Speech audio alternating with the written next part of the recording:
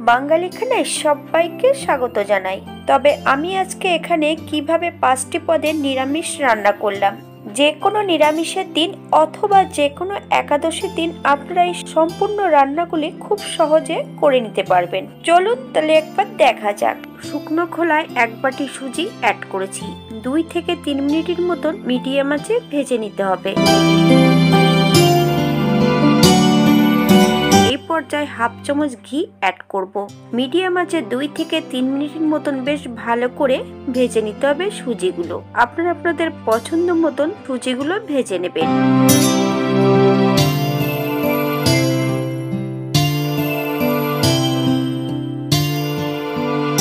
এই পর্যায়ে আমি 500 গ্রাম দুধ অ্যাড করব। মিডিয়াম আঁচে বেশ 1 থেকে 2 মিনিটের মতন বেশ ভালো করে ফুটিয়ে নেব।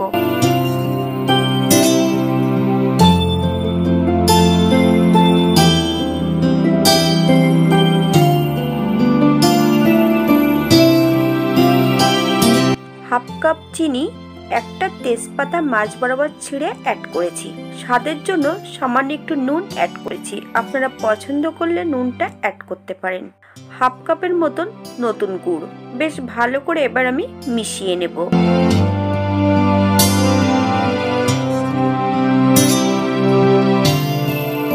গুড়টা যখন অ্যাড করতে হবে গ্যাসের ফ্লেমটা একদম লোতে রেখে দিতে হবে, তা নাহলে দুধটা কেটে যেতে পারে।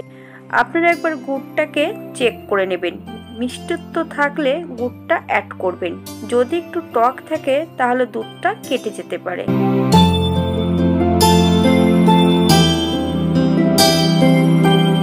বেশ আবারও আমি একটু ভালো করে মিশিয়ে নেব। এই পর্যায়ে গ্যাসের ফ্লেমটা অফ করে দেব।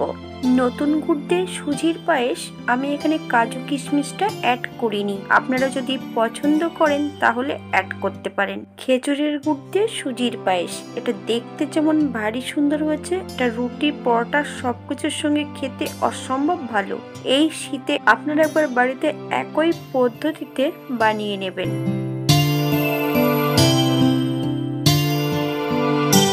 আজকের দ্বিতীয় রান্না নিরামিষ ছোলার ডাল। 1 বাটি ডাল বেশ ভালো করে ধুয়ে আমি প্রেসার কুকারে অ্যাড করেছি। 3টে কাঁচা লঙ্কা, আপনারা যদি লঙ্কা পছন্দ করেন তাহলে পরিমাণে বাড়িয়ে দিতে পারেন। 2 বাটি আর অল্প একটু জল অ্যাড করেছি। হাফ চামচ নুন, আপনারা স্বাদ অনুসারে নুনটা অ্যাড করবেন। প্রেসার কুকারে প্রথমে আমি 2টো হুইসেল দিয়ে 10 মিনিটের জন্য স্ট্যান্ডিং টাইম দেব প্রেসার কুকারে।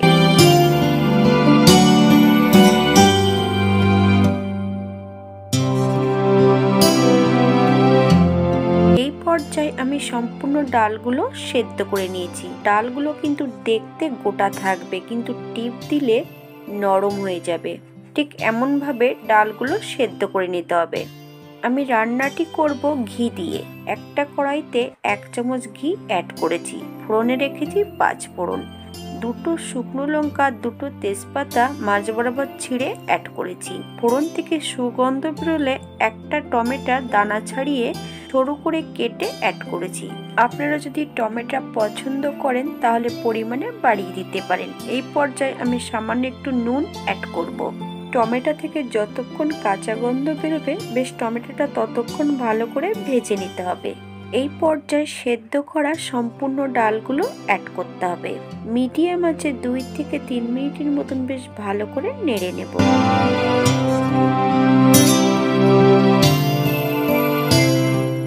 এই পর্যায়ে কিছু বাটা মশলা অ্যাড করতে হবে। 1 চামচ জিরে ধনে বাটা, 1 চামচের একটু বেশি আদা বাটা আমি এই পর্যায়ে অ্যাড করেছি। হাই ফ্লেমে 2 থেকে 3 মিনিটের মতন বেশ মশলা সহ ডাল দিয়ে ভালো করে কষিয়ে নিতে হবে 4 থেকে 5 মিনিটের মতো, যেহেতু ডালটা সেদ্ধ হয়ে গেছে। এই পর্যায়ে 2 চামচ চিনি অ্যাড করতে হবে। 1 চামচ হলুদ গুঁড়ো, আপনারা নুন চিনিটা অনুসারে অ্যাড করবেন। ডালের এই পর্যায়ে যদি চিনিটা অ্যাড করা হয় তাহলে সম্পূর্ণ ডালগুলো গলে যাবে না, একটু গোটা থাকবে।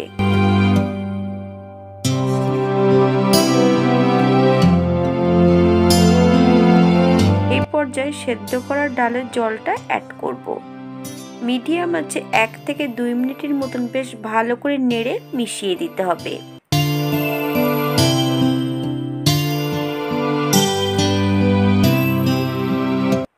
পর্যায়ে হাফ চামচ আদা থেতো করে অ্যাড করেছি। বেশ ভালো করে নেড়েচেড়ে মিশিয়ে দেব। হাই ফ্লেমে 5 মিনিটের মতন ফুটিয়ে নিতে হবে। এই পর্যায়ে ডালের ঢাকা দেওয়ার কোনো প্রয়োজন নেই। ডালগুলো আগের থেকে বেশ ভালো সেদ্ধ। হাফ চামচ ঘি অ্যাড করেছি। আপনারা যদি ঘি পছন্দ করেন তাহলে পরিমাণে বাড়িয়ে দিতে পারেন। 1 চামচ ভাজা গুঁড়ো মশলা, পাঁচফোড়নটা শুকনো খোলায় ভেজে নিয়ে গুঁড়ো করে অ্যাড করতে পারেন, অথবা মৌরি, জিরে, ধনে শুকনো খোলায় টেলে নিয়ে বেশ ভালো করে গুঁড়ো করে অ্যাড করতে পারেন। এই পর্যায়ে আমি 5 মিনিটের জন্য স্ট্যান্ডিং টাইম দেব, তারপর সার্ভ করব। এটা দেখতে যেমন ভারী সুন্দর হয়েছে, এটা পরোটা, রুটি সবকিছুর সঙ্গে অসম্ভব ভালো লাগবে। আপনারা বাড়িতে একবার একই পদ্ধতিতে বানিয়ে নেবেন।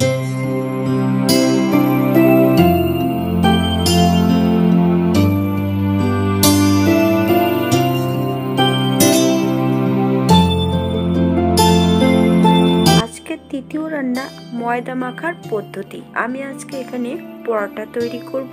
তার জন্য লাগবে 500 গ্রাম ময়দা, আর বাদবাকি উপকরণগুলো আমি এখানে পরপর অ্যাড করেছি।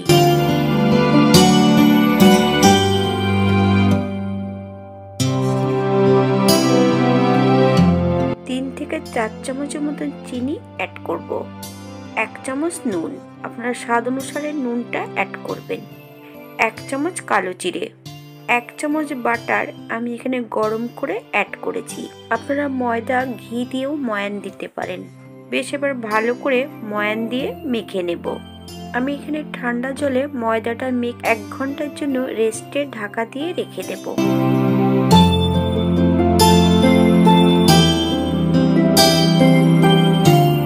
আজকে চতুর্থ রান্না নিরামিষ বাঁধাকপির তরকারি।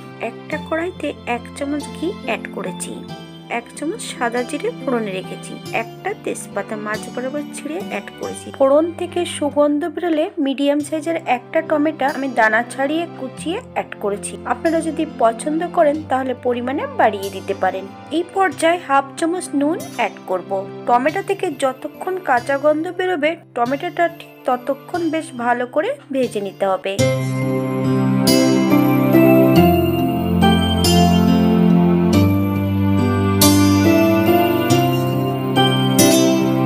বেশ কিছুটা মটরশুঁটি আমি এখানে ভাপিয়ে অ্যাড করেছি, 2টো কাঁচা লঙ্কা।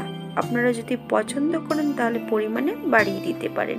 1 চামচ জিরে ধনে বাটা, 1 চামচ আদা বাটা, 1 চামচ হলুদ গুঁড়ো, সামান্য একটু জল অ্যাড করব।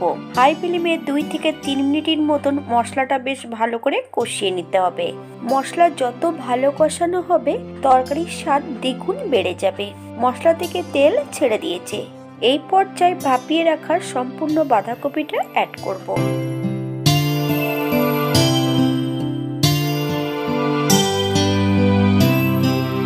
হাই ফ্লেমে 2 থেকে 3 মিনিটের মতন বেশ মশলা সহ বাঁধাকপি দিয়ে বেশ ভালো করে কষিয়ে নিতে হবে। এই পর্যায়ে আমি 5 মিনিটের জন্য ঢাকা দিয়ে দেব। আপনারা যদি পছন্দ করেন তাহলে বাঁধাকপিতে আলু অ্যাড করতে পারেন। আমি কিন্তু বাঁধাকপিতে আলু অ্যাড করিনি। 5 মিনিট পর এই পর্যায়ে আমি বেশ কিছুটা ফ্রেশ ক্রিম অ্যাড করব। আপনারা যদি পছন্দ করেন তাহলে পরিমাণে বাড়িয়ে দিতে পারেন। 1 চামচ গরম মশলা বাটা, 2 চামচ চিনি। আপনারা যদি পছন্দ করেন তাহলে চিনির পরিমাণটা বাড়িয়ে দিতে পারেন।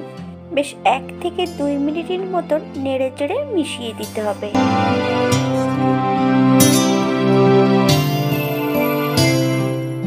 এই পর্যায়ে আমি 5 মিনিটের জন্য স্ট্যান্ডিং টাইম দেব, তারপর সার্ভ করব।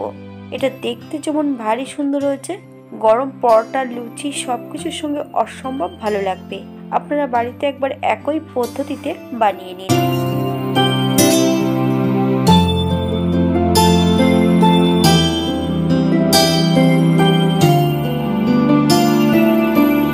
আজকের পঞ্চম রান্না সবজি পনির। একটা কড়াইতে 1 চামচ ঘি অ্যাড করেছি, ফোড়নে রেখেছি সাদা জিরে আর একটা তেজপাতা। ফোড়ন থেকে সুগন্ধ বেরোলে মিডিয়াম সাইজের একটা টমেটো আর 1 চামচ নুন দিয়ে বেশ ভালো করে টমেটোগুলোকে ভেজে নিতে হবে। অথবা টমেটো থেকে যতক্ষণ কাঁচা গন্ধ বেরোবে টমেটোটা ঠিক ততক্ষণই ভেজে নিতে হবে। এই পর্যায়ে আমি মিডিয়াম সাইজের 4 থেকে 5টা আলু ছোট ছোট করে টুকরো করে কেটে অ্যাড করেছি। আপনাদের পছন্দ হলে আলুর পরিমাণটা বাড়িয়ে দিতে পারেন। 1 বাটি সয়াবিন সেদ্ধ করে অ্যাড করেছি। আমি সয়াবিন সেদ্ধর সময় সামান্য একটু নুন দিয়ে সয়াবিনটা সেদ্ধ করি। সয়াবিন সেদ্ধ করার পর সয়াবিন থেকে বেশ ভালো করে জলটা চেপে ফেলে দিতে হবে। এই পর্যায়ে আমি সম্পূর্ণ সয়াবিনটা অ্যাড করে দিয়ে 3 থেকে 4 মিনিটের মতন মিডিয়াম আঁচে বেশ ভালো করে কষিয়ে নেব। এই পর্যায়ে কিছু বাটা মশলা অ্যাড করব। আদা, জিরে, ধনে একসঙ্গে বেটে রেখেছি, আমি 2 চামচ অ্যাড করব। মশলা ধোয়া বাটি থেকে সামান্য একটু জল অ্যাড করেছি। 1/2 চামচ হলুদ গুঁড়ো, 2টো কাঁচা লঙ্কা মাঝ বরাবর কেটে অ্যাড করেছি। বেশ মশলা সহ ভালো করে কষিয়ে নিতে হবে। বেশ কিছুটা মটরশুঁটি ভাপিয়ে এই পর্যায়ে অ্যাড করেছি। মশলা থেকে যতক্ষণ তেল ছাড়বে না ততক্ষণ বেশ ভালো করে সবজি সহ মশলা দিয়ে কষিয়ে নিতে হবে।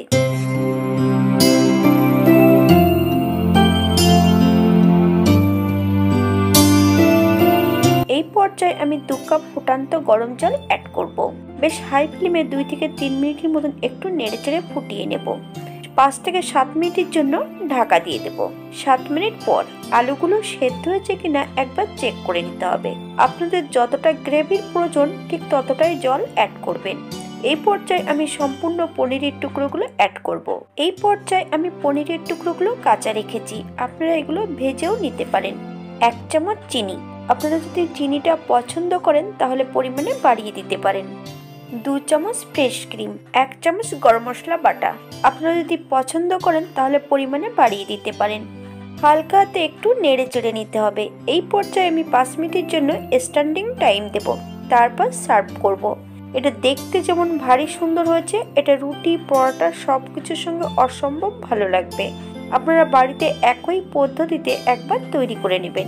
সম্পূর্ণ রেসিপিগুলো নিরামিষ আছে, আপনারা যে কোনো নিরামিষের দিন এগুলো রান্না করতে পারেন, অথবা সম্পূর্ণ রেসিপিগুলো একাদশীর দিনও রান্না করতে পারেন। আপনারা যখন একাদশীর দিন রান্না করবেন তখন লবণটা অ্যাড করতে হবে সন্দক লবণ। আমি এখানে নর্মাল লবণ দিয়েই রান্না করেছি। রান্নাটি করতে হবে ঘি অথবা সাদা তেল দিয়ে। হলুদ গুঁড়ো আপনাদের পছন্দ। আপনাদের আশীর্বাদে আজকে আমার 100 কমপ্লিট হলো। আগামীতে জন্য আমি আরো ভালো কাজ আপনাদের সামনে দেখাতে।